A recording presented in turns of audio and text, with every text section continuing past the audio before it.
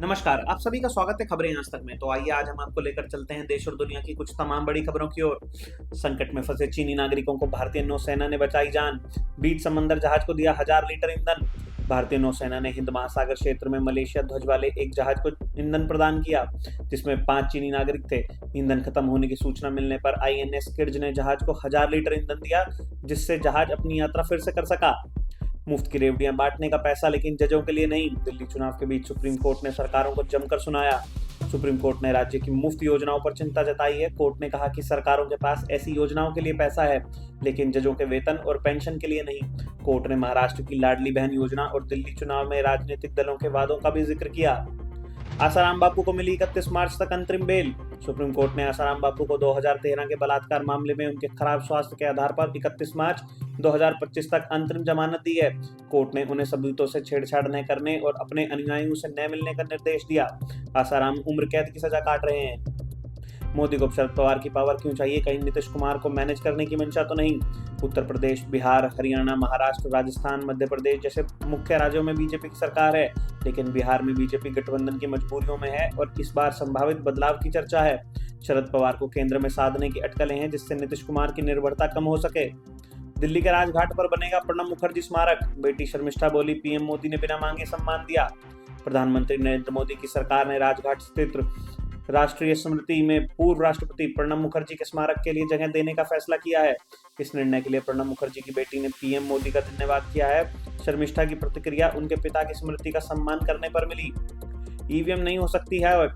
चुनाव आयोग ने बताया वोटिंग के लिए कैसे तैयार होती है ईवीएम। मुख्य चुनाव आयुक्त ने बताया कि चुनाव से 7-8 दिन पहले ईवीएम तैयार की जाती है, यानी कि उसमें सिंबल डाले जाते हैं और ये सब कुछ पोलिंग एजेंट के सामने होता है। इसके बाद एजेंट के को उसको मॉक पोल करने की छूट होती है। उसी दिन ईवीएम में नई बैटरी भी डाली जाती है। इसके बाद ईवीएम को उठाकर स्ट्रांग रूम में रखा जाता है और उन्हीं के सामने उसे सील लगाई जाती है। पूर्व पीएम के स्मारक को लेकर क्या वाकई फंस गई कांग्रेस? बीजेपी को मिला पुराना सवाल उठाने का मौका। पूर्व प्रधानमंत्री मनमोहन सिंह की मृत्यु पर अंतिम संस्कार और स्मारकों पर राजनीति अनुचित मानी गई। कांग्रेस ने मोदी सरकार पर सवाल उठाए, जबकि पूर्व पीएम के लिए स्मारक बनाने की परंपरा नहीं रही। वर्तमान प्रधानमंत्री संग्रहालय जैसे रास्ते का सुझाव आया। सम्मान की राजनीति हो, स्मृतियों पर सियासत जचती नहीं। पूर्व प्रधानमंत्री मनमोहन सिंह के दाह संस्कार और समाधि के मुद्दे पर कांग्रेस और बीजेपी में विवाद। निगमबोध घाट पर अंतिम संस्कार पर असहमति। कांग्रेस का कहना, पहले प्रधानमंत्री को लेकर बनी परंपरा का पालन नहीं हुआ। राजघाट के पास स्मृति स्थल पर जोर। विदेश में आईटी अफसर के नाम पर बन रहे साइबर गुलाम। एनआईए की रेड में रैकेट का भंडाफोड़। एनआईए ने दिल्ली के जामिया नगर से गिरफ्तार आरोपी के घर रेड में मोबाइल, डेबिट कार्ड व वित्तीय दस्तावेज जब्त किए। यह मामला भारतीय युवाओं को लाओस भेजकर साइबर क्राइम करवाने के रैकेट से जुड़ा है। सरकार ने जॉब फ्रॉड के खिलाफ जागरूकता अभियान छेड़ा। विदेश में बैठे वांटेड अपराधियों की खैर नहीं। अमित शाह ने लॉन्च किया भारत पोल, जानिए कैसे करेगा काम। केंद्रीय गृह मंत्री अमित शाह ने ऑनलाइन सिस्टम भारत पोल लॉन्च किया। यह सिस्टम केंद्रीय जांच ब्यूरो सीबीआई द्वारा विकसित किया गया है। इस सिस्टम के जरिए अब भारत सरकार विदेश में बैठे वांटेड अपराधियों की पकड़ के लिए दूसरे देशों की पुलिस से मदद मांग सकेगी। इससे सभी राज्यों की पुलिस और जांच एजेंसियां इंटरपोल से सीधे जुड़ सकेंगी। इस कंपनी में वोडा और एयरटेल दोनों थी हिस्सेदार।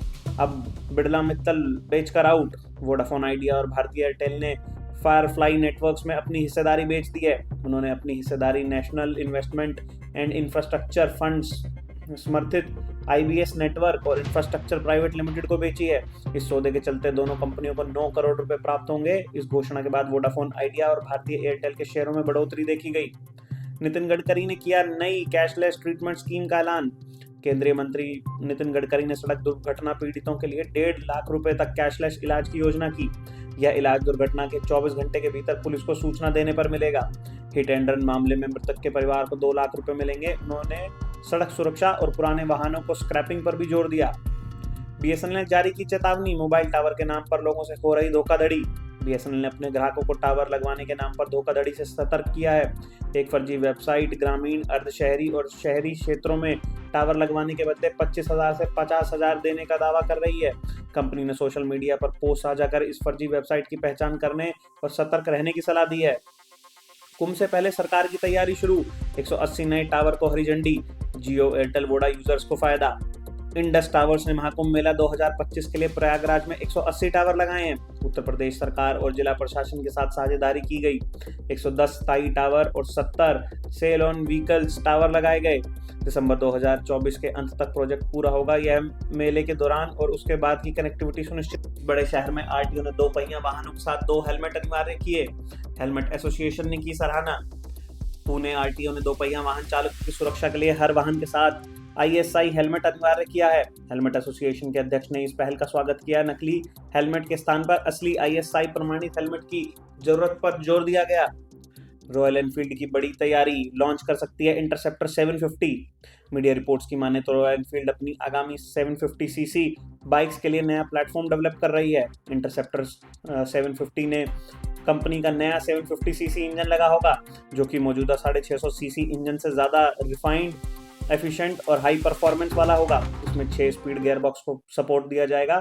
रॉयल एनफील्ड अपनी 750cc बाइक का इंजन यूरोप में डेवलप करेगी, जहां यूरोपीय बाजार और राइडर्स की जरूरत का खास ख्याल रखा जाएगा। SA20 में खेलेंगे सूर्या, बुमराह, विराट। क्या BCCI देगा परमिशन? BCCI अपने सक्रिय खिलाड़ियों को विदेशी लीग में भाग लेने की अनुमति नहीं देता है, पर अभी तक भारत से बाहर की प्रतियोगिताओं में खेलने का एकमात्र तरीका स्वदेश में अपने करियर को विराम देना है। दिनेश कार्तिक SA20 में भाग लेने वाले पहले भारतीय क्रिकेटर बनने वाले हैं, लेकिन यह तभी संभव हो पाया जब उन्होंने पिछले साल अंतर्राष्ट्रीय और घरेलू क्रिकेट में से संन्यास की घोषणा की। कनाडा के PM पद से इस्तीफा की घोषणा के बाद जस्टिन ट्रूडो ने बताया एक अफसोस। जस्टिन ट्रूडो ने प्रधानमंत्री पद और लिबरल पार्टी के नेता के पद से इस्तीफा देने की घोषणा के दौरान मीडिया के सामने एक अफसोस भी जताया। उन्होंने खुद को एक फाइटर भी बताया। सोशल मीडिया पर ट्रूडो ने लिखा कि वह हमेशा इस देश के लिए लड़ेंगे और कनाडाई लोगों के हित में काम करेंगे। इजराइल और अमेरिका के हमलों का खौफ, ईरान ने परमाणु ठिकानों के पास किया युद्धाभ्यास। ईरान ने इजराइल और अमेरिका के हमलों की आशंका के बीच बड़े पैमाने पर हवाई अभ्यास किया है। इस दौरान ईरान के एयर डिफेंस यूनिटों ने दुश्मन के मिसाइलों और लड़ाकू विमानों को मार गिराने का अभ्यास किया। यह अभ्यास तब किया गया है जब डोनाल्ड ट्रंप अमेरिका के राष्ट्रपति बनने वाले हैं। पाकिस्तानी सेना की कमर तोड़ने की तैयारी में TTP, मिलिट्री की दुकानदारी पर हमले की धमकी दी। पाकिस्तानी और TTP के बीच जारी तनाव और गंभीर रूप लेता दिख रहा है। TTP ने धमकी दी है कि वह पाकिस्तानी सेना के व्यवसायों पर हमला को बढ़ाएगा। पाकिस्तानी सेना को अपने इन व्यवसाय से बड़े पैमाने पर मुनाफा होता है। TTP की यह धमकी तब आई है जब पाकिस्तान और तालिबान में सेना पर कई बार सैन्य झड़पें हुई हैं। पाकिस्तानी आर्मी पर नहीं रहा भरोसा। अपनी सेना लेकर पहुंचे UAE के राष्ट्रपति, बेजुबानों के खून से शाहबाज को मिली भीख। UAE के राष्ट्रपति शेख मोहम्मद बिन जायद पाकिस्तान की प्राइवेट यात्रा पर पहुंचे हैं। MBZ के मशहूर UAE के राष्ट्रपति पाकिस्तान में हुबरा पक्षियों का एक हफ्ते तक शिकार करेंगे। इस बीच UAE ने पाकिस्तान के $2 अरब के लोन को रोल ओवर करने का ऐलान कर दिया है। तिब्बत में ब्रह्मपुत्रा नदी पर बांध को लेकर चीन ने फिर दी सफाई। चीन ने तिब्बत में ब्रह्मपुत्रा पर बांध को लेकर फिर सफाई दी है। दरअसल एक दिन पहले ही भारत ने इस बांध को लेकर चिंता जताई थी। भारत ने कहा था कि वह निगरानी जारी रखेगा और अपने हितों की रक्षा के लिए आवश्यक उपाय भी करेगा। इसी को लेकर चीन ने अब सफाई दी है। दिल्ली NCR में कड़ाके की ठंड का प्रकोप, यूपी में कोहरे का ऑरेंज अलर्ट। देश भर में मौसम कड़ाके की ठंड से बदल रहा है। उत्तर भारत में शीतलहर और कोहरा जारी है। दिल्ली NCR में ठंड बढ़ेगी। उत्तर प्रदेश, हरियाणा, पंजाब, राजस्थान और हिमाचल प्रदेश में कोहरे का ऑरेंज अलर्ट है। अगले 3 दिनों तक कोहरा जारी रहेगा। पहाड़ी इलाकों में बर्फबारी हो रही है। इसी प्रकार की देश और दुनिया की तमाम बड़ी खबरें जानने के लिए हमारे साथ जुड़े रहें और देखते रहें खबरें आज तक।